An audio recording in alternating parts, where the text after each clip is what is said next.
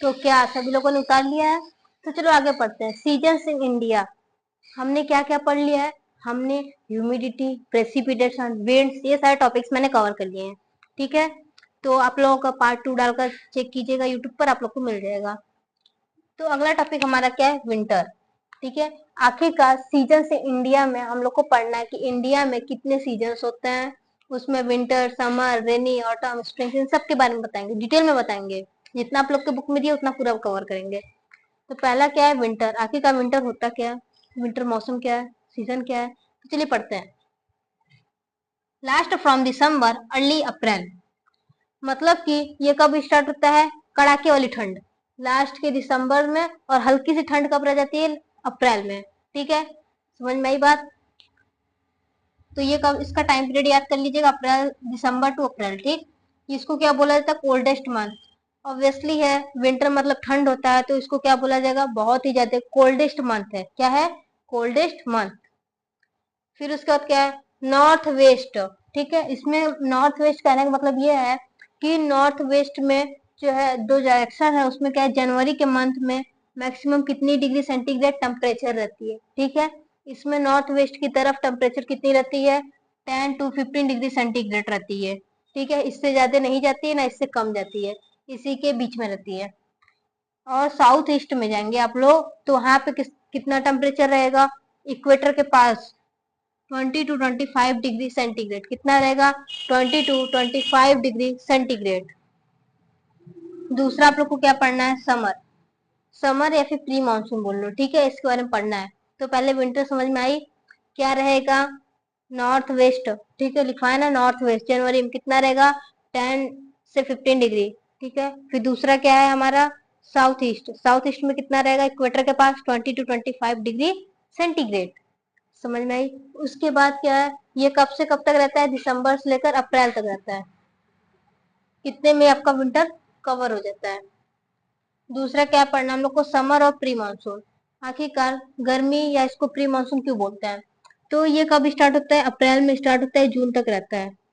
अप्रैल में स्टार्ट होता है, जून तक रहता है। हालांकि गर्मी केवल जून तक ही नहीं रहती, वो आगे आपका सितंबर तक, अक्टूबर तक चलता रहता है गर्मी। जुलाई। ठीक है, देखिए यहाँ मैंने पहले जुलाई लिखा है, तो इसका मतलब north western India, north western side में इंडिया का जो पार्ट है, उसमें जुलाई के मंथ में क्या होती है? बहुत ज्यादा गर्मी पड़ती है। ठीक है, और इसको क्या बोला जाता है? Hottest month. ठीक है, इसको क्या बोला जाता है? Hottest month. मतलब सबसे ज्यादा गर्मी जुलाई में, उसको क्या बोला जाएगा? Hottest month. या फिर जो स्टार्टिंग में जो गर्मी लगती है वो भी बहुत गंदी वाली रहती है। कहाँ पे रहती है? नॉर्थ में। नॉर्थ साइड में आपको गर्मी कब सबसे ज्यादा देखने को मिलती है? आपको अप्रैल के मंथ में मिलती है। कब मिलती है? अप्रैल के मंथ में। इसका एवरेज टेम्परेचर कितना आता है? 30 to 40 डिग्री सेंटीग्रेड। ठीक है, इसका कितना आता है? 32 से लेकर 40 डिग्री सेंटीग्रेड तक रखता है। हालांकि इस बार गर्मी में तो आप लोग देखे होंगे कि 40 से 45 डिग्री सेंटीग्रेड तक चला गया था एवरेज टेम्परेचर। ठीक है, समझ में आई बात? समर आपका कंप्लीट। फिर तीसरा क्या है? मानसून और रेनी। मानसून और रेनी आखिरकार होता क्या है? पढ़ लीजिए। ये कब से कब तक रहता है? जून टू सितंबर। ये कब से कब तक रहता है बेटा? जून से लेकर सितंबर तक रहेगा। साउथ वेस्ट, अगर आप साउथ वेस्ट की तरफ जाओगे तो वहां का जो टेम्परेचर है वो कैसा रहेगा? ह्यूमिडिटी। क्योंकि देखो, आपसे एक सवाल है, कॉमन सा सवाल, देखते हैं कौन पहले आंसर बताता है कमेंट में, कि गर्मी लोग बर्दाश्त नहीं कर पाते, ह्यूमिडिटी, दोनों में से कौन सा रहेगा? फटाफट से बताओ। तो चलो हम आपको बता देते हैं कि लोग ह्यूमिडिटी जो है कभी बर्दाश्त नहीं करते। ह्यूमिडिटी कोई भी नहीं सहन कर पाएगा। समझ में आया? और इसमें एक पॉइंट और ऐड कर लीजिएगा, क्या?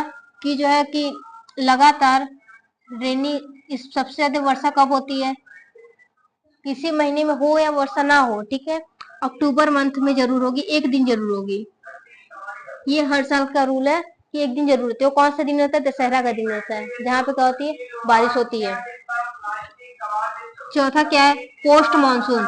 आखिरकार पोस्ट मानसून होता क्या है? आवाज आ रही सभी को? आ रही है? चलो बताओ। देखो, चौथा पढ़ना हम लोग को पोस्ट मानसून, जिसको क्या बोलते हैं? रिट्रीटिंग। रिट्रीटिंग। ये कब से कब तक रहता है? अक्टूबर से लेकर नवंबर तक रहता है। कब से कब तक? अक्टूबर से लेकर नवंबर तक रहता है। और ये किस किस डायरेक्शन में, याद कर लो, north western. North western side अगर आप जाओगे तो वहां पर क्लाउडनेस रहेगी, मतलब जिसको लोग बोलते हैं कि बादल घेर लेना। ठीक है, वहां पर क्या रहेगी? क्लाउडनेस रहेगी। देखिए नोट में करके कुछ मैंने लिखा है, ये इंपॉर्टेंट है, आपके एग्जाम में आएगा। The Himalayan states being more temperature, जो हिमालयन स्टेट मतलब कि जहाँ पे हिमालयस है, जानते हो, ठीक है, वहां पे क्या है, कई सारे स्टेट्स हैं जहाँ पे क्या है, ऑटम और स्प्रिंग, ये दोनों क्या है, आपकी सीजन्स हैं। सीजन्स, ऑटम मतलब पतझड़ होता है, ठीक है, जिसको पतझड़ का लोग मौसम बोलते हैं, मतलब जिसमें पत्तियां पेड़ों के जो झड़ने स्टार्ट हो जाते हैं। ये कब आता है बेटा, याद कर लो, बहुत कॉमन सा क्वेश्चन है।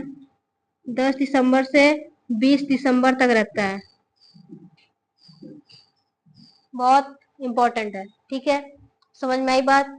आई, ठीक है, नोट करो।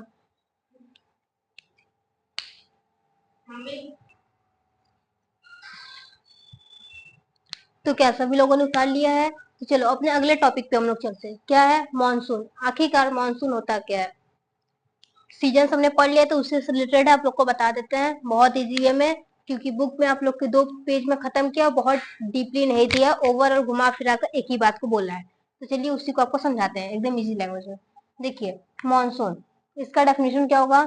मानसून जो है, seasonal reversible of wind direction in year, मतलब कि हर साल सीजन जो होते हैं विंड के डायरेक्शन के हिसाब से, जब विंड जब मूव्स करते हैं एक जगह दूसरी जगह, आप लोग याद किए होंगे, तो वो लोग का डायरेक्शन जब चेंज होगा तो ऑब्वियसली सीजन भी क्या होगा? चेंज होगा। हर साल चेंज होता है, तो उसको क्या बोला जाता है? मानसून। क्या बोला जाता है? मानसून। अब टाइप्स ऑफ मानसून, अच्छी एक बात याद रखना, इसमें एक पॉइंट और आप लोग ऐड कर लेना कि मानसून किस वर्ड से बना है? मौसीम। किससे? मौसीम। ये इंपॉर्टेंट है, आपके एग्जाम में पूछ सकता है। और ये कौन सा वर्ड है? अरेबिक है, this is a Arabic word. ठीक है, मौसम। टाइप्स ऑफ मानसून क्या क्या है? South west, north east. आप लोग को टाइप्स ऑफ मानसून में पढ़ना है कि साउथ वेस्ट का जो मानसून होता है वो क्या है और नॉर्थ ईस्ट का क्या है। तो चलिए देखते हैं। इसका जो टाइम रहता है जून टू सितंबर, कितना रहता है बेटा? जून टू सितंबर। इसकी जो डायरेक्शन रहती है क्या है? सी टू लैंड। आप लोगों ने लैंड ब्रिज और सी ब्रिज का कॉन्सेप्ट तो जानते ही होंगे।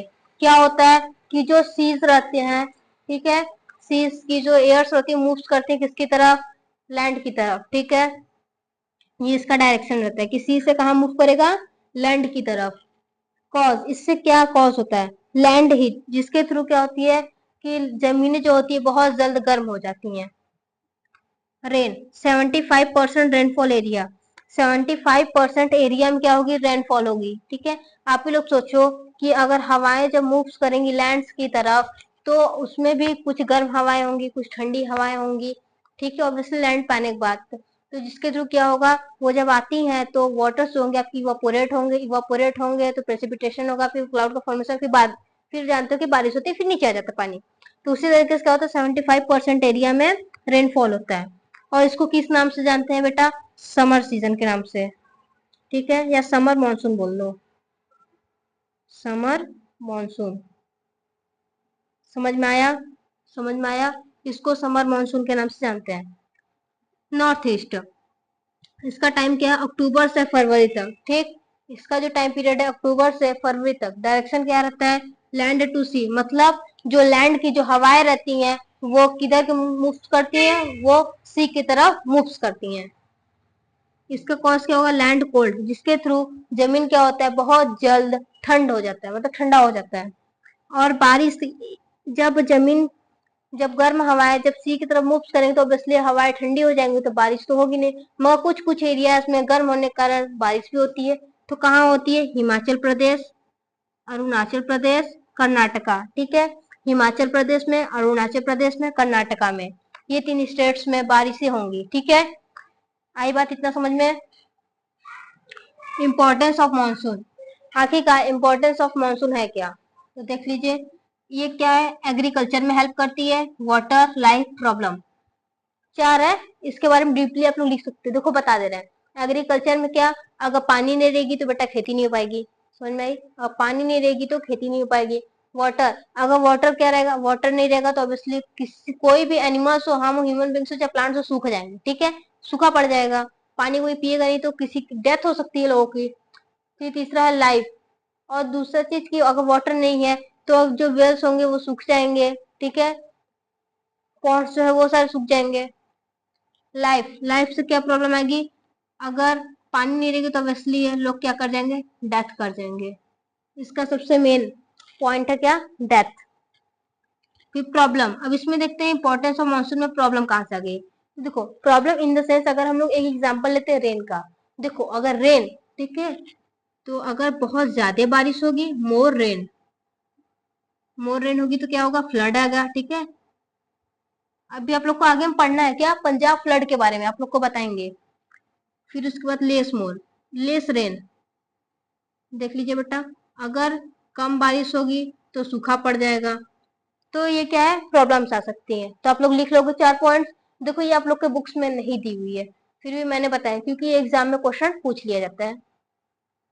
डोंट मिस आउट कृष्ण पर कृष्ण परशरा, ठीक, कृषि परशरा एंड बृहद संहिता। देखिए ये दो नेम है जो आप लोग के बुक में दी हुई, डोंट मिस आउट करके, ठीक है। ऑब्वियसली है, ये हर कोई बच्चे को ये जानना चाहिए। देखिए कृषि परसरा और बृहद संहिता, ये होता क्या, ये आप लोग के कुछ नक्षत्र होते हैं जिसमें लोग देखते हैं क्या, चांद और सूरज को। यानी कि चांद किसको बोलते हैं बेटा, मून को बोलते हैं। सूरज किसको बोलते हैं, सन को बोलते हैं। समझ में आई बात।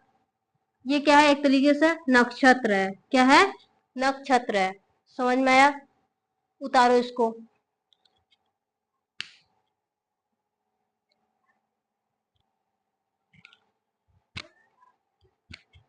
तो बताओ सभी लोगों ने उतार लिया है। चलो हमारा अगला टॉपिक क्या है, क्लाइमेट चेंज। हम लोगों ने बता दिया कि क्लाइमेट होता क्या है, जो कि मैक्सिमम रिवीजन करवाते हैं कि 30 से 40 साल एगो, ईयर्स एगो, जो भी वहाँ का जो भी क्लाइमेट रहा होगा, जो वहाँ का जो भी टेम्परेचर रहा होगा वही लगातार चलते चला आ रहा है, वो क्या है, क्लाइमेट है, ठीक है। तो अगर क्लाइमेट चेंज होता है तो क्या क्या इफेक्ट होता है, देखिए।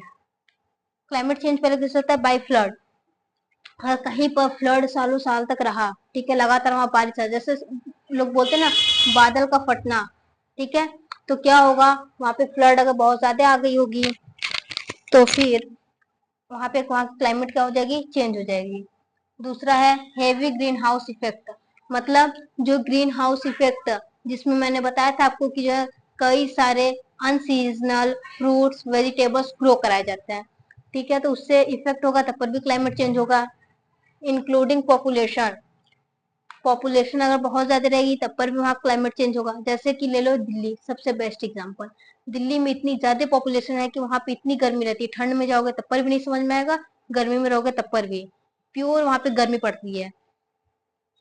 रिलीज कार्बन फुटप्रिंट, देखिए रिलीज कार्बन फुटप्रिंट मतलब जो ग्रीन हाउसेस में जो अलग अलग फूड फ्रूट वेजिटेबल्स अनसीजनल जो उगाए जा रहे हैं, ग्रो किए जा रहे हैं, उससे जो भी गैस जैसे मीथेन, इथेन, प्रोपेन, ब्यूटेन, आप लोग नाम सुने होंगे, कुछ नाइट्रोजन गैस, कुछ अन जो है गैसेस जैसे कार्बन डाइऑक्साइड रिलीज हो रही है, तो उसको क्या बोलेंगे, कार्बन फुटप्रिंट, जो कि ह्यूमन बींग्स के लाइफ को बहुत ज्यादा इफेक्ट कर रहा है। समझ में आई बात, इसको क्या बोलते हैं, क्लाइमेट चेंज। आप लोग के बुक में ये दिया हुआ है। फिर कॉज, अब आपको कॉज कहाँ का पढ़ना है बेटा, पंजाब का। पंजाब में जो फ्लड आया था, कब आया था, पिछले साल 2025 में। तो देखिए क्या हुआ था, नेचुरल वहां पे क्या कॉज हुआ था, वेरी हेवी मानसून, मतलब बहुत ज्यादा मानसून, मतलब कि बहुत ज्यादा फ्लड वगैरह आया था वहां पे। तो वहां की मानसून क्या हुई थी, चेंज हुई थी, सीजन चेंज हुए थे। मोर मॉइस्चर एंड रेन, सभी जगह इतना ज्यादा फ्लड आया था कि बारिश के कारण जो फ्लड तो आई थी, साथ ही साथ मॉइस्चर, मतलब जो मिट्टी थी, जो जमीन थी, जो घर थे वहां के, नमी पा जाना, ठीक है, मॉइस्चर हो चुके थे। रिवर्स ओवरफ्लो, वहां की जो नदियां थी, सतलज, ठीक है, कावेरी, ये सारी क्या थी, ओवरफ्लो कर गई थी। मतलब नदी जो है बहुत ज्यादा ऊपर तक, जिसको बोलते हैं कि भर आना, या फिर जो नदी का बहाव बहुत ऊपर तक आ गया था। ये क्या है, आपके नेचुरल कॉज है। ह्यूमन मेड कॉज, आखिर का ह्यूमन मेड कॉज होता क्या है, रिड्यूसिंग द नेचुरल स्पेस, मतलब कि नेचर के द्वारा जो भी स्पेस रहते हैं, जो भी लैंड जो बचे रहते हैं, वो सब क्या हो रहते हैं, रिड्यूस कर गए थे, मतलब बहुत कम हो गए थे, क्योंकि फ्लड आया रहेगा, कुछ लोग कहीं और होंगे, कहीं और होंगे। पीपल से तितर बितर, मतलब बोलते हैं कि तितर बितर का मतलब होता है कि लोग अलग अलग जगह पर होंगे, ठीक है, भागा दौड़ी मची होगी, तो ठीक उस तरीके से जगह क्या हुई थी, बहुत ज्यादा रिड्यूस हो गई थी, कहीं पर कुछ प्लांट्स गिर चुके थे, उस तरीके से। लिविंग पीपल अनप्रिपेयर्ड, वहां पे जो पीपल रहते थे वो लोग अनप्रिपेयर्ड थे, मतलब वो लोग फ्लड के लिए तैयार नहीं थे। अब बारिश होगी तो फ्लड आपको बताकर आएगा नहीं, तो क्या हुआ था जिसकी वजह से पीपल्स को बहुत ज्यादा परेशानियां उठानी पड़ी थी। तो मैंने एक परेशानी ली हुई जो जो सबसे इम्पोर्टेंट है, जो आपके एग्जाम में पूछेगा, ठीक है, बहुत इंपॉर्टेंट है, अभी इसको एक्सप्लेन कर रहा है। फिर create problem in farming, obviously है कि अगर फ्लड आया रहेगा तो क्या होगा, फार्मिंग में लोगों को प्रॉब्लम आएगी, लोग खेती नहीं कर पाएंगे। समझ में आई बात? ये था क्या, ह्यूमन मेड कॉज। मैंने ये जो तीन तीन पॉइंट सभी में लिखे हैं, ये बहुत इंपॉर्टेंट है, इसको एग्जाम में लिख दोगे, एग्जामिनर बहुत अच्छा खुश होकर नंबर दे देगा। तीसरा, effect of flood in Punjab, dairy farms damage destroyed like animals cows buffaloes chicken goat sick और डाई। देखिए ये सबसे इंपॉर्टेंट है, ये आपके एग्जाम में क्वेश्चन बनाकर देंगे सब, कि जो है effect of flood in Punjab में जो डेयरी फार्म्स थे, ठीक है, वहां पे पंजाब में जो है कई सारे डेयरी खुले हुए थे, कई सारे फार्म्स खुले हुए थे, जहाँ पे क्या एनिमल्स को रखा जाता है, ठीक है, काउस बफेलो चिकन, ये सबको क्या किया जाता है, वहां पे पाला जाता है, जिसको बोलते हैं, ठीक है।